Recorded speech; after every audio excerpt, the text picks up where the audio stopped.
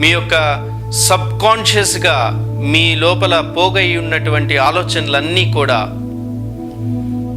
మీ మనసుకు కూడా గుర్తులేని, ఈ యొక్క సాధారణమైనటువంటి బ్రెయిన్కి కూడా గుర్తులేని అనేక విషయాలు, మీ బాల్యం నుండి ఇప్పటి వరకు ఉన్నటువంటి అనేక సమాచారాలను పోగు చేసుకొని, వాటి విశ్లేషణలన్నిటినీ పోగు చేసుకొని, అనేక భావోద్వేగాల రూపంలో మీ యొక్క చిన్న మెదడు సమాచారాన్ని కలిగి ఉంది.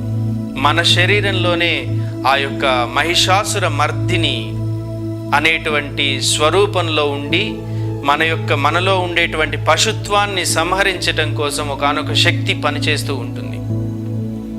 ఆ శక్తికి ఒక పేరే మహిషాసుర మర్ది.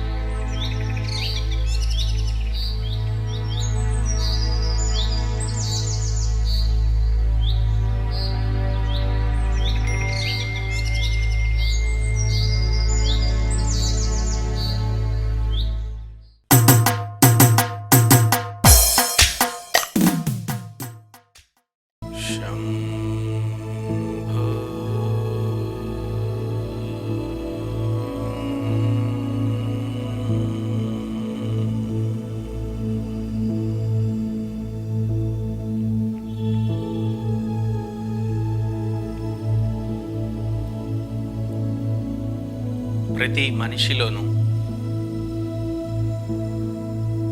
జంతువుకి సంబంధించినటువంటి ప్రవృత్తి ఉంటుంది.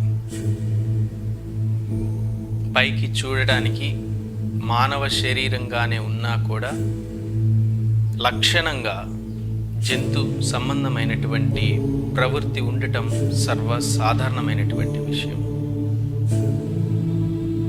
మన మెదడులోనే జంతు ప్రవృత్తితో కూడుకున్నటువంటి ఒకానొక భాగం ఉంది.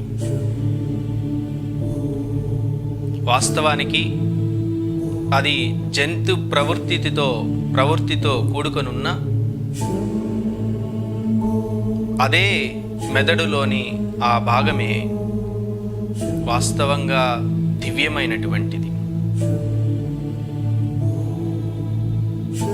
మనం ఎప్పుడైతే సాధారణమైనటువంటి మానవ జీవితాన్ని గడుపుతూ ఉంటామో అప్పటి వరకు కూడా మెదడులోని ఆ యొక్క భాగము జంతు ప్రవృత్తితో కూడుకొని ఉంటుంది. దాని జంతు ప్రవృత్తిని చూపిస్తూనే ఉంటుంది. జంతువు యొక్క లక్షణం ఏంటి అంటే భయము, అభద్రత, ఆందోళన, ఒకానొక అలసత్వం. ఇవి జంతువులో ఉండేటువంటి అతి ముఖ్యమైనటువంటి లక్షణాలు. మనిషి కూడా ఎన్ని రకాల సౌకర్యాలున్నా, ఎన్ని విధాలైనటువంటి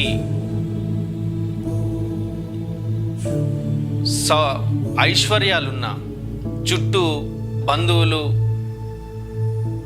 సేవకులు ఎంతమంది ఉన్నా మనిషి లోపల ఒకానొక తెలియని దిగులు, భయం వెంటాడుతూనే ఉంటాయి. అవి ఎందుకు కలుగుతున్నాయో కూడా తెలియదు. ఏ కారణం చేత దిగులు కలుగుతుంది, ఏ కారణం చేత భయం కలుగుతుంది అనేది కూడా చెప్పలేరు. అలా అంతరంలో ఒకానొక భయము మనిషిని వెంటాడుతూనే ఉంటుంది. దానికి కారణం మనలో ఉండేటువంటి ఒకానొక పశు ప్రవృత్తి. పశువు యొక్క లక్షణం అది తన భయాన్ని నియంత్రించుకోలేదు. పశువుకి మీరు చిన్న కదలిక కూడా దానిలో అమితమైనటువంటి భయాన్ని కల్పిస్తూ ఉంటుంది. తనకి దేన్ని చూసినా ఒకానొక భయం, బ్రతుకు అనేటువంటిది ఒకానొక భయం. అందుకే జంతువు యొక్క జీవితము చాలా దుర్భరమైనటువంటిది. జంతువు యొక్క జన్మ తక్కువ స్థాయిలో, మానవ జన్మ కంటే తక్కువ స్థాయిలో అర్థం చేసుకోవటానికి గల కారణం ఏంటి అని అంటే దానిలో ఉండేటువంటి సహజ లక్షణమైనటువంటి భయమే. అదే భయము మనిషిలో కూడా లేకపోలేదు. నిరంతరము తెలియని ఒకానొక భయం వెంటాడుతూనే ఉంటుంది. అది జన్మ జన్మలుగా పోగేసుకోబడినటువంటి ఆ యొక్క ప్రవృత్తి. మితిమీరినటువంటి భయము, మితిమీరినటువంటి కోపము, మితిమీరినటువంటి ఆవేశము, తన అదుపులో తాను లేనటువంటి ఒకానొక ఆవేశపూరితమైనటువంటి చర్యలు, కోపము, దిగులు, భయము, ఆవేదన, దుఃఖము, ఇవన్నీ కూడా మనలో ఉండేటువంటి పశు ప్రవృత్తి. ఇది మెదడులో ఉండేటువంటి ఒకానొక భాగము ఈ విధంగా మనల్ని ప్రేరేపిస్తూ ఉంటుంది. మహిషాసుర మర్దిని అంటే ఆ యొక్క అమ్మవారి యొక్క ఆ అవతారం యొక్క లక్ష్యం ఏంటి అంటే మీలో ఉండేటువంటి పశు ప్రవృత్తిని తీసివేయటం, మనిషిలో ఉండేటువంటి పశు ప్రవృత్తి అయినటువంటి భయాన్ని తొలగించటం. మహిషము అంటే ఒకానొక జంతువు, ఒకానొక దున్నపోతు. మనలో ఆ లక్షణాన్ని మన వాళ్ళు చెప్తూ ఉంటారు.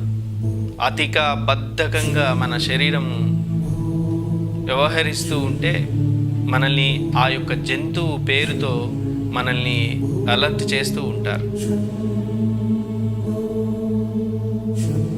ఆ యొక్క జంతు సంహారం చేయటం కోసం, మహిషాసురుణ్ణి సంహారం చేయటం కోసము అవతరించినటువంటి ఒకానొక అవతారము మహిషాసుర మర్దిని స్వరూపం. ఆ యొక్క జంతువు ఎక్కడో బాహ్యంగా ఉన్నటువంటిది కాదు.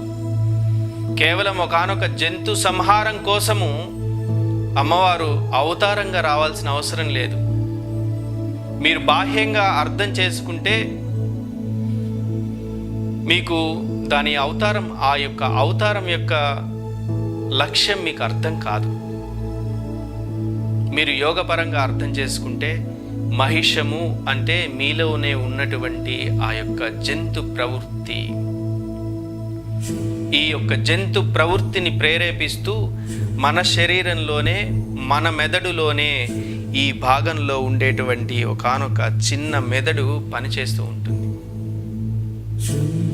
ఈ యొక్క చిన్న మెదడే మన యొక్క శరీరాన్ని సమతుల్యంగా ఉంచడానికి పనిచేస్తూ ఉంటుంది.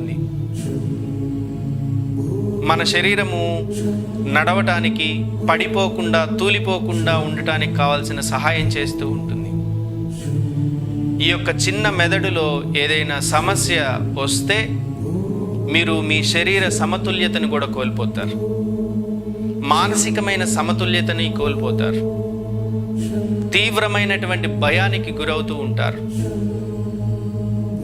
తీవ్రమైనటువంటి దుఃఖానికి, డిప్రెషన్కి గురవుతూ ఉంటారు. ఈ సెరెబ్రల్ కార్టెక్స్ అనేటువంటి ఈ యొక్క భాగాన్ని మీరు చైతన్యవంతం చేసుకోవాలి.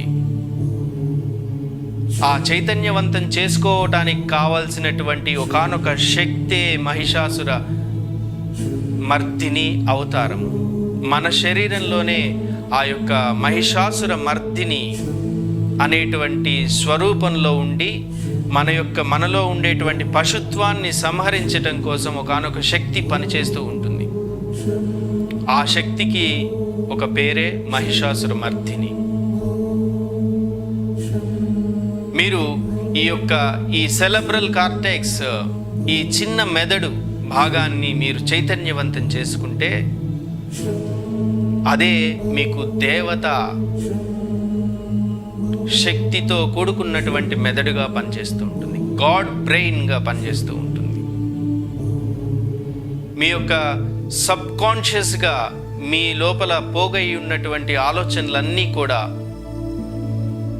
మీ మనసుకు కూడా గుర్తులేని ఈ యొక్క సాధారణమైనటువంటి బ్రెయిన్కి కూడా గుర్తులేని అనేక విషయాలు, మీ బాల్యం నుండి ఇప్పటి వరకు ఉన్నటువంటి అనేక సమాచారాలను పోగు చేసుకొని, వాటి విశ్లేషణలన్నిటినీ పోగు చేసుకొని, అనేక భావోద్వేగాల రూపంలో మీ యొక్క చిన్న మెదడు సమాచారాన్ని కలిగి ఉంది.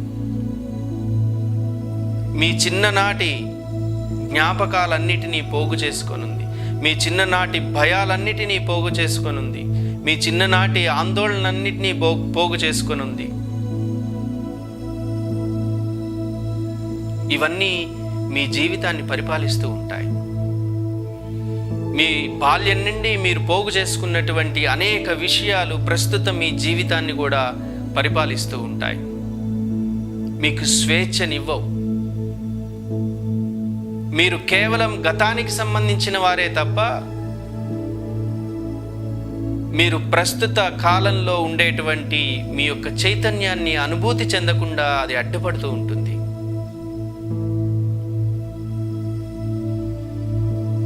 మీ చిన్న మెదడులో పోగై ఉన్నటువంటి సమాచారాలన్నిటినీ కూడా సంహరించేసి ఒక స్వేచ్ఛతో కూడుకున్నటువంటి ఒక మానవ స్వరూపంగా, పూర్తి చైతన్యంతో కూడుకున్నటువంటి ఒక దివ్య స్వరూపంగా మీ యొక్క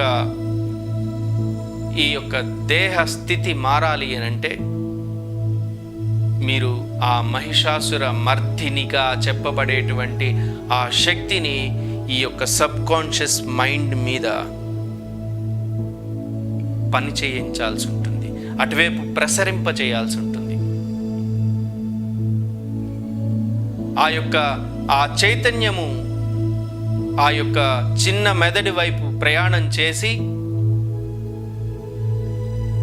దానిపైన తీవ్రంగా పనిచేసి ఆ యొక్క చిన్న మెదడు ఒక కాంతివంతమైనటువంటి అన్ని రకాల భయాలను, సబ్కాన్షియస్గా ఉండేటువంటి విషయాలన్నిటినీ కూడా విడిచిపెట్టేసి పూర్తిగా స్వేచ్ఛని పొందే విధంగా మీరు సాధన చేయాల్సి ఉంటుంది. అప్పుడే మీలో ఉండేటువంటి జంతు ప్రవృత్తి సమూలంగా సంహరించబడుతుంది. దానికోసమే మనకి యోగ ప్రక్రియలో ఒకానొక ప్రక్రియ నిర్దేశించబడింది.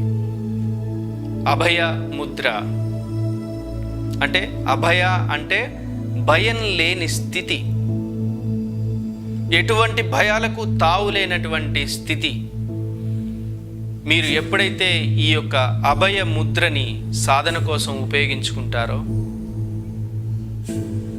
మీరు మీ యొక్క లెఫ్ట్ పార్ట్లో ఉన్నటువంటి నాడులన్నిటినీ బంధించి, చంద్ర సంబంధమైనటువంటి నాడులన్నిటినీ బంధించి,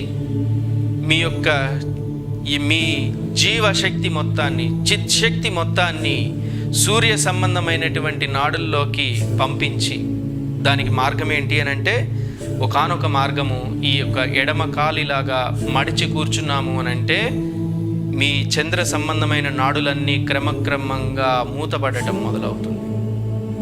మీలో సంచరించేటువంటి చిత్శక్తి, జీవశక్తి క్రమక్రమంగా తన డైరెక్షన్ని రైట్ సైడ్ సూర్య సంబంధమైనటువంటి నాడుల్లోకి పంపించడం మొదలు పెడుతూ ఉంటుంది. ఈ రకంగా ఆసనం తీసుకొని మీరు ఈ యొక్క నాడులలో, చంద్ర నాడులని క్లోజ్ చేయడానికి మీరు ఈ అరచేతిని కూడా ఉపయోగించుకుంటే, ఈ అరచేతి పైన కాస్త బరువుని నిలిపి, ఈ అరచేతి ఫింగర్ టిప్స్ నుంచి ఈ యొక్క శక్తి ప్రసారణ జరగకుండా ఒకవైపు నుండి ఒక ద్వారమైనటువంటి ఈ పాదాలను, ఇంకొక పక్క ఉన్నటువంటి చేతి ద్వారా ఉన్నటువంటి ద్వారాలను మూసేసి చంద్ర సంబంధమైనటువంటి పూర్తి నాడులను బంధించేసి మీ యొక్క చిత్శక్తి సూర్య సంబంధమైనటువంటి నాడుల్లో పయనించేలాగా చేసుకొని ఈ యొక్క భాగాన్ని స్వేచ్ఛగా వదిలేసి, మీరు ఎప్పుడైతే ఈ యొక్క అభయ ముద్రని ఉంచి తీక్షణంగా కూర్చుంటారో,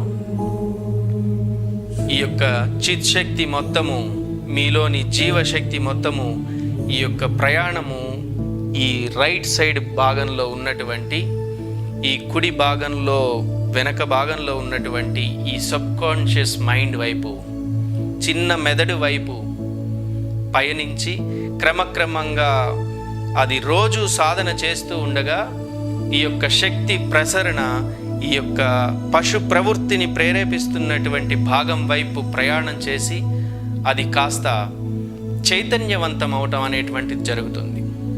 ఇది గురుముఖత నేర్చుకోవాల్సినటువంటి సాధన. కేవలం ఇది మీకు ఒకానొక ఈ యొక్క సాధన ఉంది అనేటువంటి విషయాన్ని చెప్పటం కోసం మాత్రమే ఇది అందించబడుతూ ఉంది.